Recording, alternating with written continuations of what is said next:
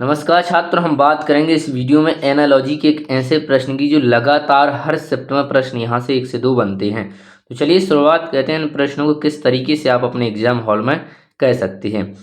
चलिए पहले हम प्रश्न को पढ़ेंगे और ध्यान देंगे हम प्रश्न को पढ़ रहे हैं, एग्जाम हॉल में आपको ऐसा कुछ भी नहीं कहना है। चलिए तो देखिए, उस सेट का चयन कहना है यहाँ पर जिसमें जो संख्या है वो उसी प्रकार संबंधित है जिस प्रकार सेटों की संख्याएं संबंधित है। तो देखिए इसमें नोट में क्या लिखा है कि संख्याओं को उनके घटक अंकों में तोड़े बिना, यानी इनको देखिए घटक में नहीं तोड़ना है, बिना पूर्ण संख्याओं पर की जानी चाहिए। तो जो सक्रियाएं हैं वो पूर्ण संख्याओं पर होनी चाहिए। उदाहरण के लिए यदि 13 है तो 13 को 13 पर सक्रियाएं जैसे कि 13 में तोड़ना, इनके ऊपर जोड़ना, घटाना, गुणा करना आदि केवल 13 पर किया जाना चाहिए। यानी 13 पर ही केवल जोड़ना, घटाना या गुणा किया जाएगा, ना कि 1 और 3 को अलग अलग कर। ऐसा आपको नहीं कहना है। हमें आशा है कि आप समझ चुके होंगे कि जो भी हमें कुछ दिमाग लगाना है इस पूरे 14 पर लगाना है, ना कि 1 4 अलग अलग पर। चलिए तो पहले हमें देखना है कि ये जो 42 है वो किस तरह आया है। तो यदि आप ध्यान से देखेंगे 42 या जो 3 इसका रिलेशन किस तरह है।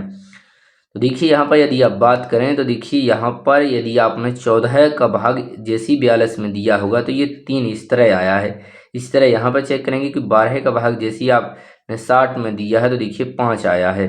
तो इस तरीके से यहाँ पर देखिए लॉजिक लग रहा है कि इसका इसमें भाग देने के बाद जो प्राप्त हो रहा है। चलिए तो यहाँ पर देखिए 16 का भाग इसमें जा ही नहीं रहा है तो ये अब होगा ही नहीं होगा।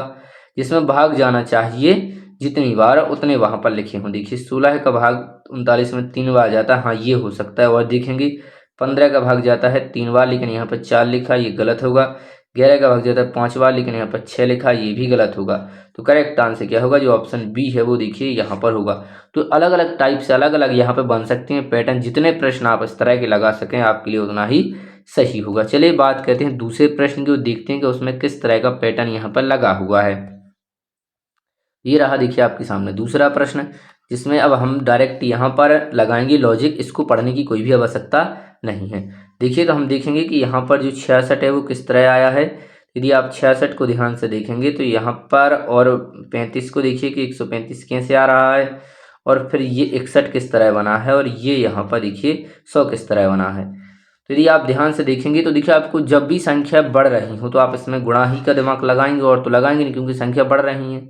तो यहाँ पर देखिए हमें लग रहा है कि इसमें 3 डबल यानी ये 3 गुना हो रहा है, ये भी देखिए यहाँ पर 3 गुना हो रहा है। और इसमें से क्या घट रहा है कि जिसमें 61 आ जाए, तो 66 में से जैसे आप 5 को घटाएंगे तो क्योंकि घट नहीं पाए, हम घटाने का दिमाग लगाएंगे तो यहाँ पर 5 घटाने पर 61 बच रहा है। इसी तरह यहाँ पर देखिए कि 105 में से 5 घटाने पर 100 बच रहा है। तो बस यहाँ पर देखिए दूसरे स्टेप में -5 घटाने पर जो यहाँ पर -5 घट रहा है, तो इसमें से -5 घट रहा है, नहीं यहाँ पर 6 घट रहा है, ये नहीं होगा। इसमें से यदि आप ध्यान से देखेंगे तो यहाँ पर हमें देखिए क्लियरली दिख रहा है कि यहाँ पर देखिए क्या है, इसमें से देखिए 5 घट रहा है। तो ये हो सकता है, इसको भी चेक करेंगे क्योंकि फिर आगे वाला भी स्टेप हमें चेक करना होगा यदि डबल ऑप्शन ऐसे हो जाते हैं। तो यहाँ पर देखिए 6 घट रहा है, तो ये नहीं होगा क्योंकि ये 123 170 से 6 घट रहा है इसमें से।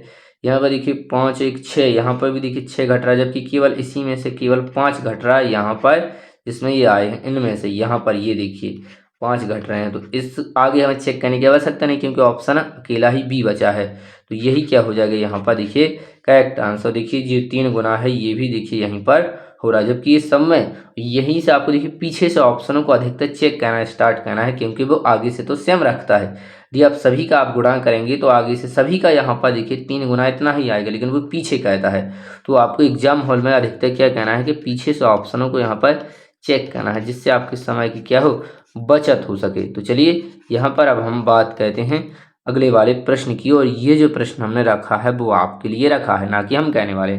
इस प्रश्न का आपको आंसर बताना है कमेंट के माध्यम से कि क्या आ रहा है। दिमाग लगाइए कि यहाँ से ये किस तरह आया है और फिर ये किस तरह आया है। दोनों में यदि सेम लॉजिक आ जाता है तो फिर हम इसमें से ढूंढेंगे कि वो लॉजिक किस में लग रहा है। क्योंकि इसी के साथ इस वीडियो को यहाँ पर समाप्त करेंगे। इसका आंसर आपको कमेंट में बताना है कि क्या आ रहा है। तो यदि चैनल पर नए हैं तो चैनल को सब्सक्राइब करें, वीडियो पसंद आई तो लाइक करें। इसी के साथ मिलते हैं अगली वीडियो में।